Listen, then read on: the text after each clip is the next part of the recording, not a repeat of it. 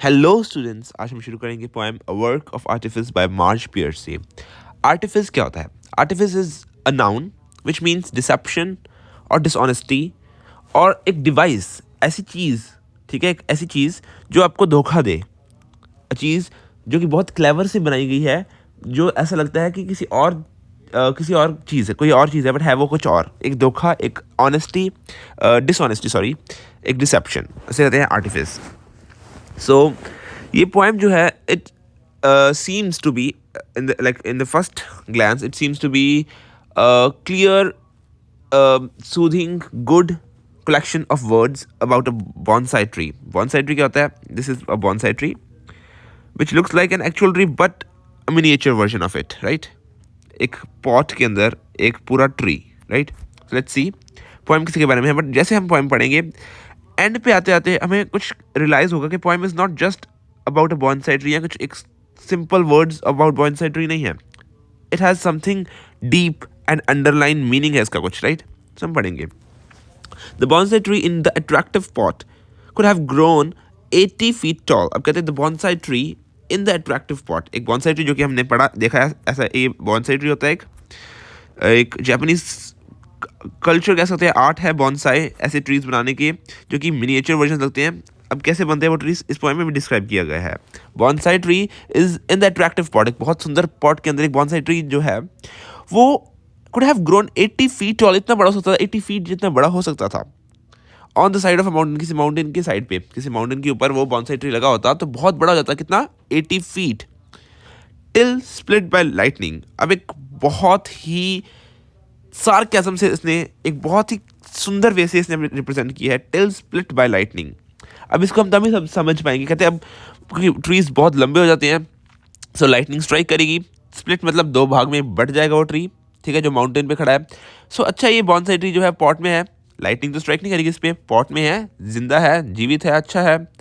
अगर 80 feet tall हो जाता, माउंटेन में होता, तो लाइटनिंग पड़ती इस पे, स्प्लिट होके मर जाता ट्री। अब इसमें पोएम पोइट जो है, हमारी पोइटेस पियर्सी, वो क्या बता रही है?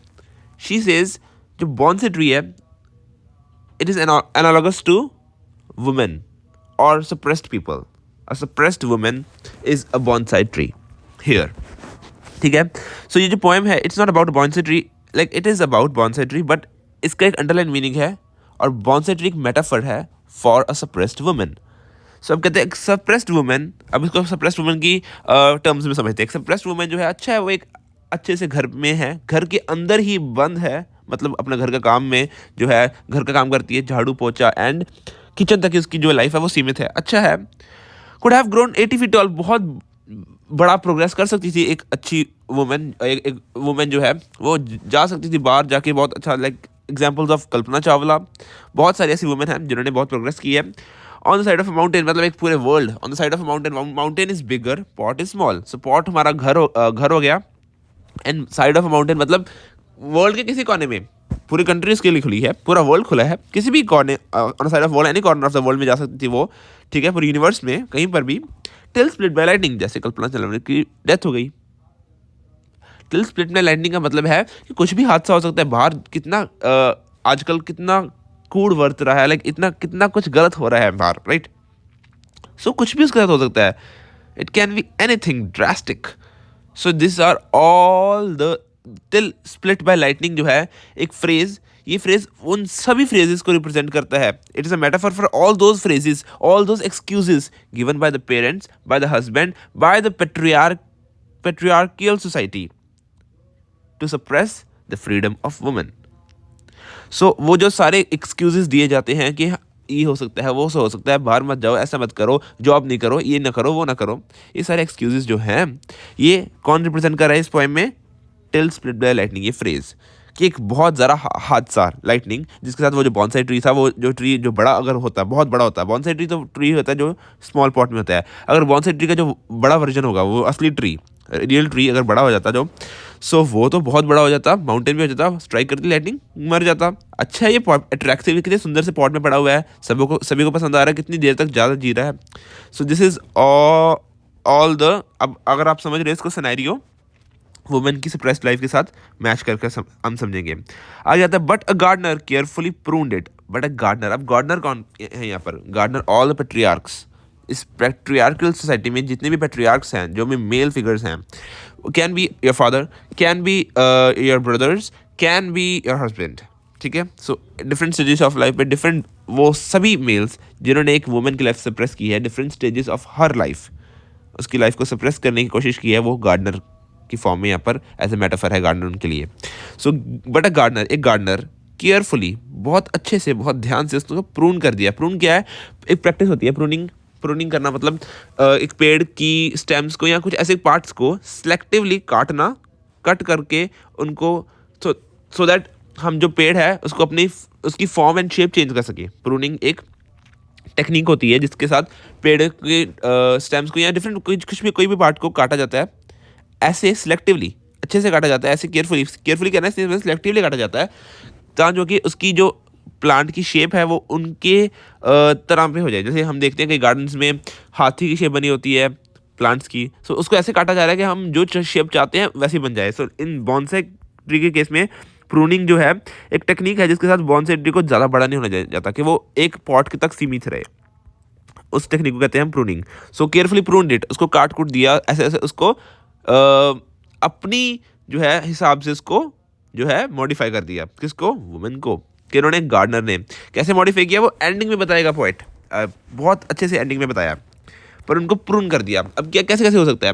जैसे मेल हैं, उनको रिस्ट्रिक्शंस लगा दी उस पर, है ना, कि बाहर नहीं जाएगी, यहाँ नहीं जाएगी, सिर्फ घर पे काम करेगी। सो ये प्रूनिंग है, एक टाइप ऑफ प्रूनिंग है। ऐसे कपड़े नहीं पहनेंगे, वैसे करेंगी, वैसे करेंगी। This are all kinds of pruning.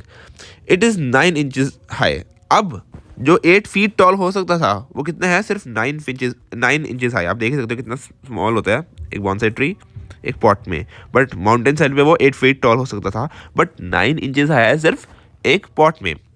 सो इन प्रूनिंग्स के कारण, इन रिस्ट्रिक्शंस के कारण उसकी जो प्रोग्रेस है या उसका जो लाइफ है जो वो कर सकती है, जिसका कैपेबिलिटी या कैपेसिटी एक वुमेन की, वो 9 इंचेस हाई है। 9 इंचेस हाई का मतलब क्या है? बस घर तक ही सीमित है, और या फिर बहुत कम, उसका स्कोप बहुत ज़्यादा कम कर दिया गया है। 8 feet tall, 9 inches high, these are just numbers, but scope कम कर दिया गया है। Okay, every day as he whittles back the branches, the gardener croons। अब क्या है? एवरी डे, हर दिन, मतलब रेगुलरली कौन है? वो गार्डनर, जो हमने मेटाफर यूज किया था मेल्स के लिए। विटल्स बैक द ब्रांचेस, विटल्स मतलब कट करना, शेव करना, ट्रिम करना उसकी ब्रांचेस को, मतलब उसके पंख को, एक वुमेन की लाइफ के आने वाले अपॉर्चुनिटीज़ को जो है ट्रिम करना। हर दिन ट्रिम किया जाता है, रेगुलरली ट्रिम किया जाता है, इसका मतलब द गार्डनर क्रून्स। अब ट्रिम करने के बाद क्या होता है? पहले तो उसको रिस्ट्रिक्शंस लगा दी कि ये मत करना, वो मत करना, ऐसा मत करना, वैसे मत करना, ऐसे बैठना है, वैसे करना है, right. These are all the restrictions जो कि वुमेन पर लाई जाती हैं। सो अब क्या आएगा? वो जब रिस्ट्रिक्शंस लगाई गई, विटल बैक द ब्रांचेस, उसकी ब्रांचेस को हर दिन काटा जाता है, हर दिन new restrictions, different restrictions, new opportunities पर न्यू रिस्ट्रिक्शंस, जैसे जैसे उसकी अपॉर्चुनिटी जाती है उस पर रिस्ट्रिक्शंस लगाई जाती हैं हर दिन। The gardener croons. अब इसका मतलब क्या है? एवरीडे।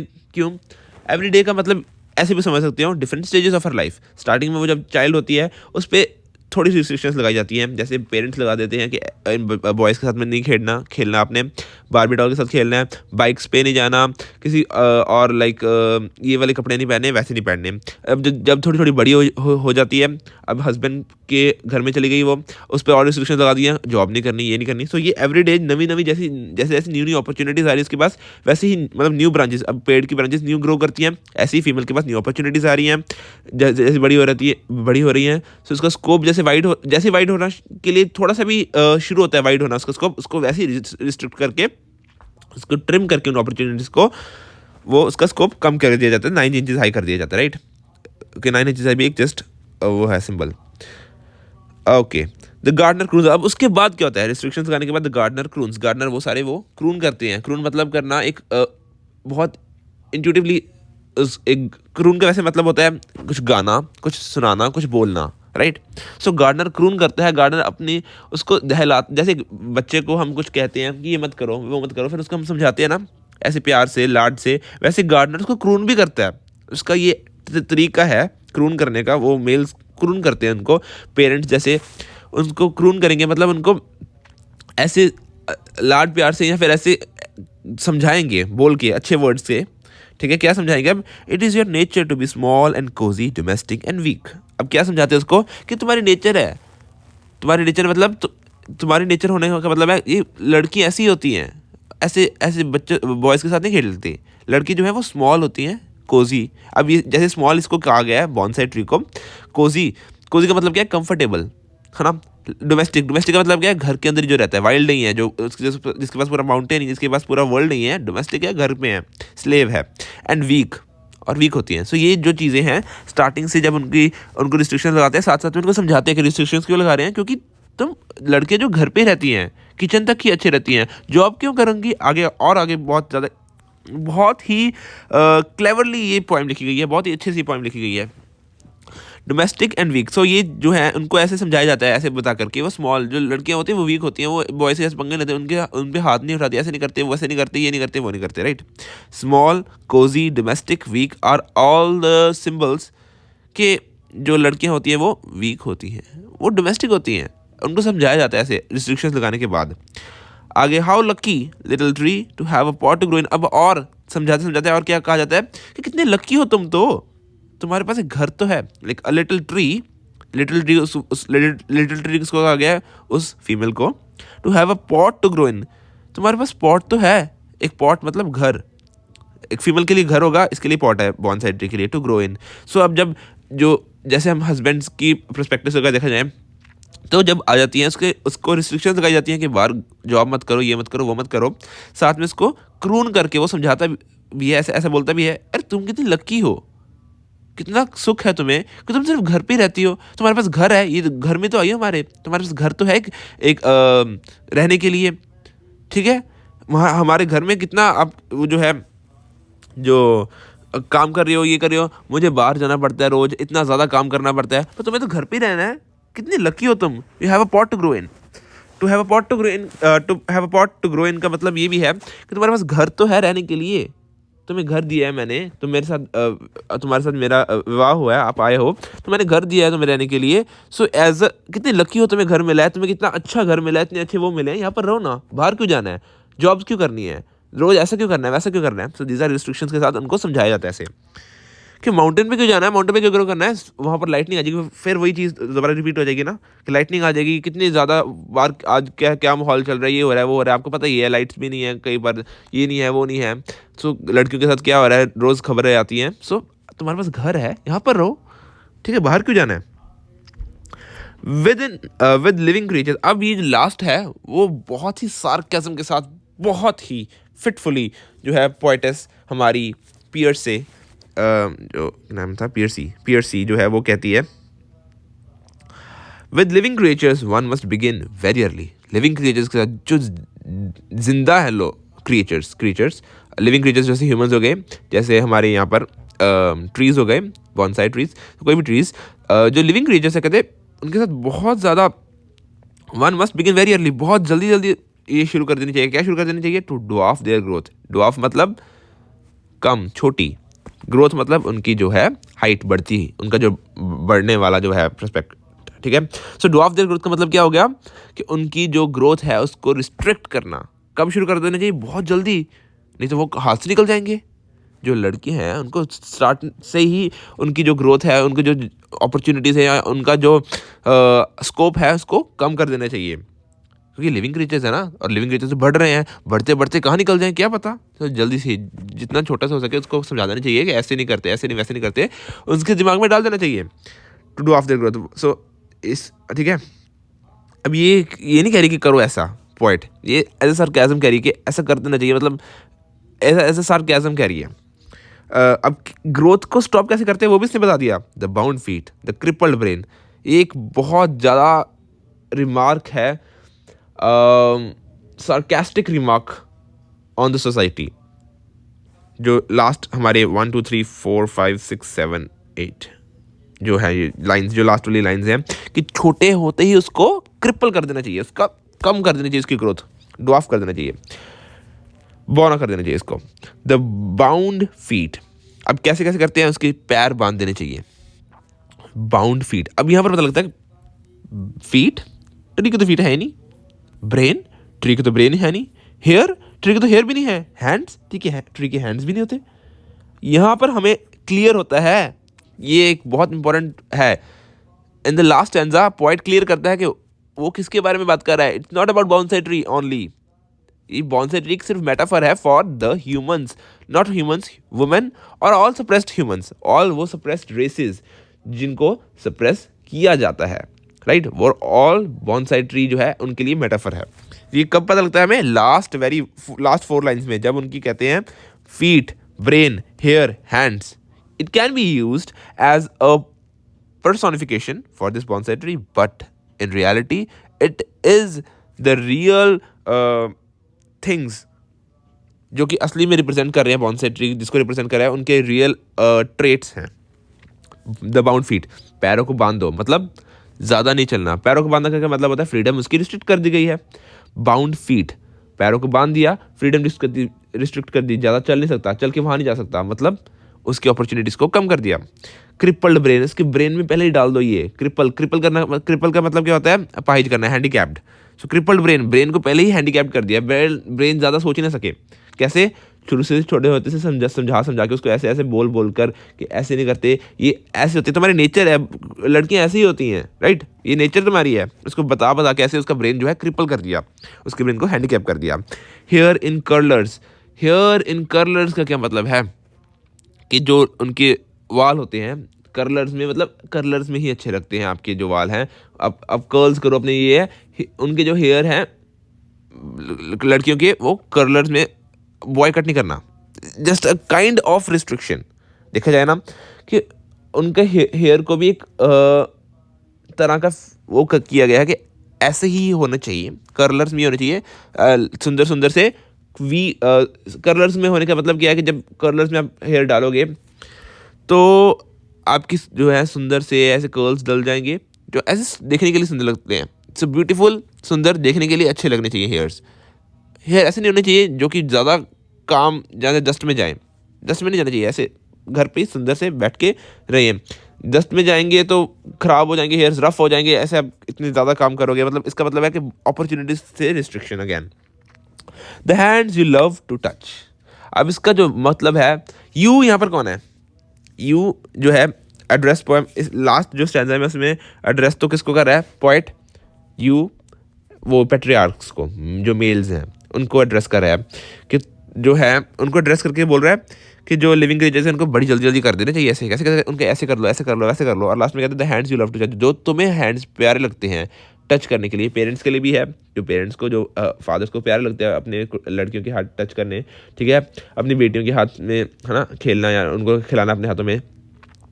जो आप हस्बैंड्स के लिए भी जो हाथ आपको अच्छे लगते हैं उनको रिस्ट्रिक्ट करो, उनको बाउंड करो, उनकी ड्रॉ ऑफ देयर ग्रोथ, किन किन की ग्रोथ को, फीट की, ब्रेन की, हेयर की, हेयर की ग्रोथ को नहीं करना है, हेयर को कर्ल्स में रखना मतलब। एंड उनकी हैंड्स जो है उनको किचन में रहना, कपड़े धोने तक रहना, राइट, वहाँ जॉब में नहीं, नहीं बिल्कुल नहीं, right. So these are all the restrictions, 1 2 3 4 parameters इसने बताए हैं, feet, brain, hair and hands. और इन ही 4 पैरामीटर से पता लगता है कि poet has a deeper, a wider and a greater underlined meaning rather than just mere words about bonsai tree। ये 4 जो है लास्ट लाइंस, 4 पैरामीटर से हमें पता लगता है कि बॉन्साई ट्री के बारे में ही नहीं बात हो रही, बात तो किसी और चीज़ के बारे में भी हो रही है, और उसके बारे में ही हो रही है एक्चुअली वैसे तो। ये हमारी पूरी पोएम थी। द वर्क ऑफ आर्टिफिस, अब आर्टिफिस किसको कहा गया है यहाँ पर, artifice is the bonsai tree itself, जो कि ऐसा डिसेप्शन देता है कि हमें बहुत बड़ा है बट होता ऐसे पूरा ट्री जैसे लगता है, पर उसको ऐसे पॉट में रखा हुआ है। सो ये आर्टिफिस ही जो है हमारा, ये डिसेप्शन है, ये डिसऑनेस्टी ऑफ द मेल्स। तुम ऐसा नहीं कर सकते, तुम्हें ऐसा ही अच्छा लगता है, तुम ऐसे करोगे, ये डिसऑनेस्टी है। उनको पता है कि अगर बाहर जाएंगे तो क्या हो जाएगा उनके साथ, पता है उनको, अपॉर्चुनिटी तो बहुत हैं। क्यों मेल्स बाहर जाते हैं उनके साथ बुरा होता, क्यों फीमेल्स बाहर जाते हैं उनके साथ ही बुरा होता है, ये बनाया गया है, ये डिसऑनेस्टी, ये डिसेप्शन बनाई गई है। सो दिस इज आर्टिफिस, जो हमें पोएट बहुत ही अच्छे से बताती है इन द इंटायर पोएम।